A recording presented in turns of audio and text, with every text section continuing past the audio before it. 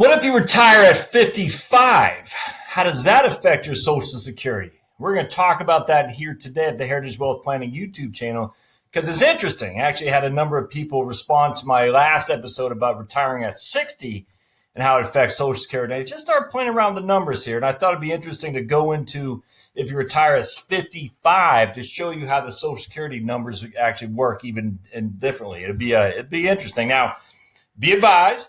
I've looked at this a little bit in advance, but not much. So we're going to learn these together as I think it's of interest to me. And if it's of interest to me, it presumably be of interest to you. So let's find out. So welcome to Heritage Wealth Planning YouTube channel, my friends. The place you come to learn all about Social Security, retirement planning, everything planning under the sun. We talk about it here. So don't forget to subscribe. You'll see that little button down below, tiny little button that YouTube wants to hide for some reason. So just click on that and then subscribe. And then hit the bell to be notified for future content. All right, so let's go right into this. This is actually, I'm weird. I woke up early this morning with this idea, 4:30 in my head. I said, what if I ran some numbers, kind of played around with this a little bit?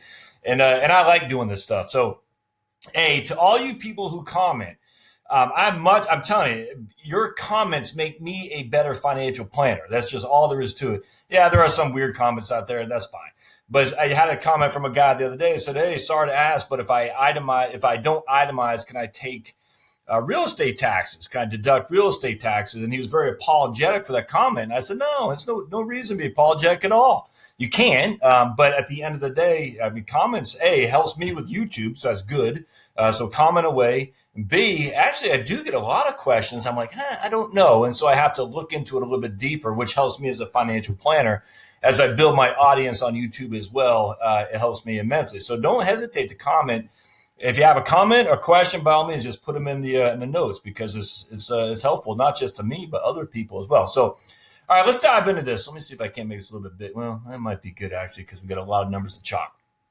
The crunch. All right, so the premise is I have a guy who's born in 1963, which made him 55 today. Let me take my trusty calculator. Not 55, 1963. Yeah, 55 today. So he's 55 today.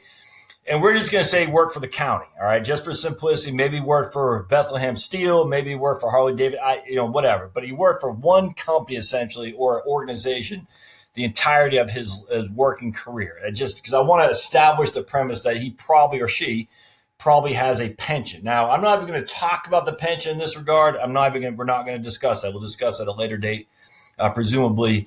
But I just want to kind of get in your mind, someone who stays at one employer for the bulk of his or her working career. That way you can kind of get a fathom of who that might be as opposed to jumping around. Now, so in 1978, he was 15 years old. And so he didn't make any money. We're just saying he did not work. He's 15 years old. He went to college, then he graduated, blah, blah, blah. So he got his first job in 1988 when he's 25 years old. And they paid him $10,000 a year. With the inflator, now this is all straight from the Social Security website. With the inflator, he had an income of $25,159 in today's dollars. And I got number one as the first year he worked for an income stream, okay? So again, we're assuming he made nothing as a teenager or in college, nothing. We can always change these numbers later, but I want to start with this premise. All right, so then we're just going to say you got a $1,000 raise each and every year for the first 3 years. And again, the inflator kicks in. All right, so 10,000 equals 25, 11,000, 26, 12,000, 27. And then he got bumped up to a shift supervisor. All right, so he made 16,000, 17,000, 18,000. After in his seventh year, he got bumped up to regional supervisor, 24,000, and he's making 1994 is 49,000 today, and blah blah blah. All right, so then he got his big bump up to I don't know, just whatever management, whatever it would be. I don't know. You can make the claim for yourself, but so it went from 27,097. He got a big bump up in 1998. And so his salary in 97 was the equivalent of 47,000, 48,000 today.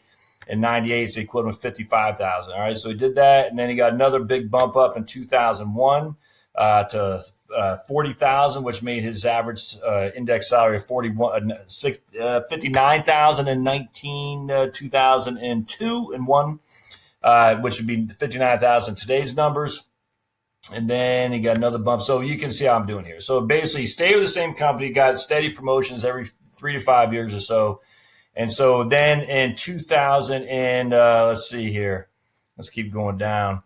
And in 2018, he finally just said, I got my pension kicking in. And again, we're not going to talk about the pension numbers here, but he said, I'm 55 years old. I got my 30. All right. So he's got his actually 31 years in, because once you hit the last 3 years, there is no inflator. All right. For Social Security, we're just using the numbers 1, 1, and 1, because they don't give you a cost of living adjustment for the 3 previous years. All right. Now, be advised, this would be a cost of living adjustment because he can't file for his Social Security at 55, right? So these numbers are going to be somewhat smaller than they really will be, because there will be a cost of living adjustment here, because he won't be able to file until he's at least 62. So for another 7 years, and here's his full retirement age at 66 or 67. It will be his full retirement age because he's born after 1960. All right, so I'm just using the numbers as we have today. So he asked me today, Josh, I'm thinking about hanging up. Can you give me a base idea of what my Social Security will be based on today's numbers? And I hope that makes sense. We're not inflating it because we don't know what the index for inflation is going to be that Social Security uses. We're just saying, as we sit here today, this would be what your benefit would be. All right, so he has 31 earning years. All right, so he's got, 31 years remaining income, and that means 4 years of goose eggs, because remember, they take your top 35 years of work. So 1 goose egg, 2 goose egg, 3 goose egg, 4 goose eggs. So he has 31 years of income and 4 years of goose eggs. We take all those 31 years, we add them up after we index them, and then we got a total earnings of 1.6 million. We divide that by 420, 35 years of work record times 12 months equals 420, and that gives us an AIME of 3,992. Now remember, AIME is just your monthly average index monthly earnings. It's not PIA. All right, so PIA is what we're looking for. So we're going to go down here to get our PIA. PIA is the amount you get, in this case, at 67 at his full retirement age. So his PIA, his AIME is 3,992. We got to figure out his PIA. So we take 3,992, subtract 895 from that, and times that by 0.9. So every 895 of your AIME, you're going to get $805.50 for your benefit. The amount above 895 but below 5397, you'll get 32% as your benefit. So in this case, he's got 805 in the first threshold, 991 in the second, and he's got nothing in the third. So his PIA at this is 1796. And again, that's at 67, at full, we'll just say FRA, which is 67 years old for him. All right, so he's going to get $1,796 in today's numbers at his full retirement age at 67. He's not going to get anything before that. Now, we can say, well, what if you retire early, and he's going to lose roughly 35% from retiring early, from taking his benefit at 62. So if he took his benefit at 62, we're going to take that equals that times 0.65. Now, and that'll only be at early filing at 62. And I mean, it's going to be a little bit different. I'm just using a rough number. It might be 32%. I think it is 32%, actually. Let's do 32%. Off the top of my head, I don't remember. But roughly, he's going to get about, between $1,150 and $1,200 a month. All right. Off the top of my head, I just can't remember the exact specific amount of the reduction for someone whose full retirement age is at 67. If it's at 62 and your full retirement age is at 66, I do know it's 25%. So actually, let's reduce that. It's not going to be 35%. Let's just say 30% for simplicity. Blink, and we'll go to 70. All right. So his benefit will be at early credit filing. It'll be $1,257. So we know that for a fact. That's what his amount would be at 62, 5 years before his full retirement, and then at 70 was delayed earnings credits. So let's see what that's going to be, and we're going to times that by 0.24 because there's 8% a year for 3 years. We're going to times by 1.24, and so at 70 with delayed earnings credits, 70 with delayed credits. All right, so you see the range. So he knows right now if he were to hang up his boots and never work again, because remember, he has no other income for these other years, he's going to get between 1,200 and 2,200. Or, I mean, so base is 1,200 on the low end, 2,200 on the high end, and 1,700 on the middle, 1,800 roughly. All right, but now let's just say he says, I'm done with this job. I want to go working part-time, I don't know, raising vegetables. I'm going to sell vegetables. I expect I'll make $3,000 a year doing that. So let's clear these guys out. My phone rang. Sorry, guys. Let's clear these guys out. We're going to edit. We're going to cut. Oops. Edit. We're going to delete values. There we go. All right. So now he says, for the first year, I think I'll make, $12,000. Second year, I'll make $15,000. Third year, I'll make $18,000. Fourth year, I'll make 20. And fifth year, I'll make 25. We'll just say that. All right. So now we got, let's do this. Boink. All right. So now he is 36 years of work record. So we're going to move this, this one right here will not be added. All right. So we're going to remove that because he only has his top 30. Actually, let's make sure those first year is 25. Okay, good. So what we're going to do now is we're going to calculate all these guys. Because remember, he only gets the top 35, so we're going to remove the lowest one he gets. And remember, these are all going to be ones simply because we don't inflate them at this point. Now, they will all be inflated once he hits his PIA or his early credit if he wants. These will be inflated until he's 60 years old. Then they won't be inflated anymore. So we know these will all be inflated. So again, we're going to give him a little bit of a short shift here. But what we're going to do here is we're going to go add all these guys up. All right.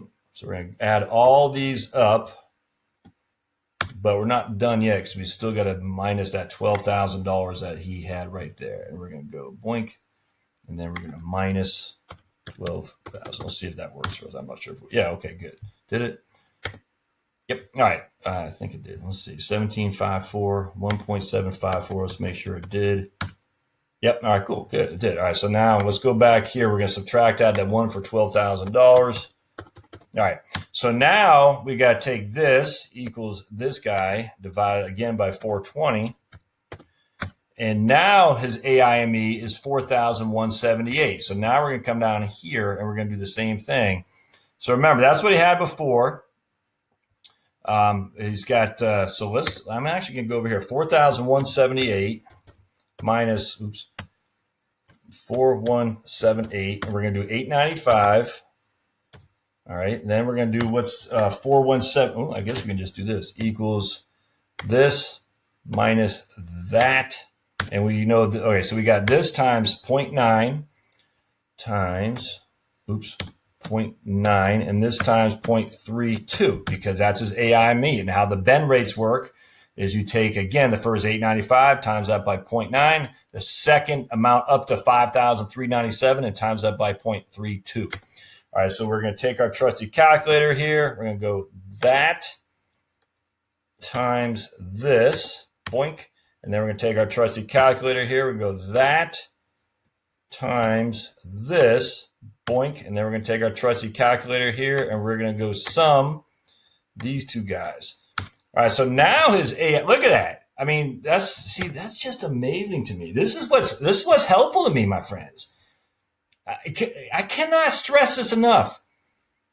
He's going to add an extra, that's not much, man. That's an extra 1856, $60 a month, roughly, for all this extra work. Let's see, am I missing something here? No, because I just put it right here because I guess I should have put these guys over here. It won't matter though, because they're all indexed for one. So let's just do that. It's the same thing. Nothing changes. So look at that. He's going to work all those extra 5. Now, he might be enjoying this work right here for sure. He might be enjoying that work, but it's not going to add that much to his Social Security benefit. That's his benefit at full retirement age, at FRA. I'm not going to get into the difference here, but it's 60 extra bucks a month for all this extra effort he put in. Now, that might be worth it because he said, I was bored and I like going out there and raising chickens and selling, grass-fed beef or free-range eggs or something like that. But I'm curious, what if we say what we've done here now is we said he made all this money in his last 5 years. So he said, I'm not going to retire at 67. I thought about it, but then, when I told him I was going to quit, my boss said, we need you badly, so we're going to give you a raise to 110. And you'll be the, East Coast supervisor, whatever. So we're going to give you 110. We're going to say you're going to make 111. We'll say 115. We'll say 120. And we'll say 125. All right, so now we're going to have a AIME of 5,078. So we say 5078, and I'll get you here in just a second how we calculate this number. So how do we calculate that number? We just take this right here. Let's see, I got something wrong up there. Hold on just a second. We're going to add, let's make sure this number is correct. So we're going to take that. We're going to sum up everything other than the first year he made an income because that's his lower. So we're going to sum up all this right here. Boink. And that gives us 2003 but we got, yep, that's right. $2.2 million is what his total indexed earnings is. Divide that by 420. His AIME is 5316. All right. So 5316. Now we're going to say that minus 5316 minus 895 minus 895 equals 4421. There's nothing here, so we're going to get rid of that guy. So now his PIA is $2,220. All right, so now his PIA is $2,200. So remember, he said, I'm going to stay in this crappy old job for an extra 5 years because I have debt to pay, or I'm worried about losing money, or the boss says he's going to get a promotion. It sounds pretty good, but he hates it. He hates it. So he said, but at least I'm adding to my Social Security. And we're saying, well, are you really adding to your Social Security? So now your AIME is 5316, right here. And we do the bend points. And so now your PIA is $2,220. All right, so let's get rid of this. It was something else I was doing for somebody else. All right, so let's get rid of this. $2,220. Now, we did a couple things. One is we had him retiring outright and not even going back to work. And so here you got 2020. So we take equals this minus that. So here he's making $423 more a month in Social Security.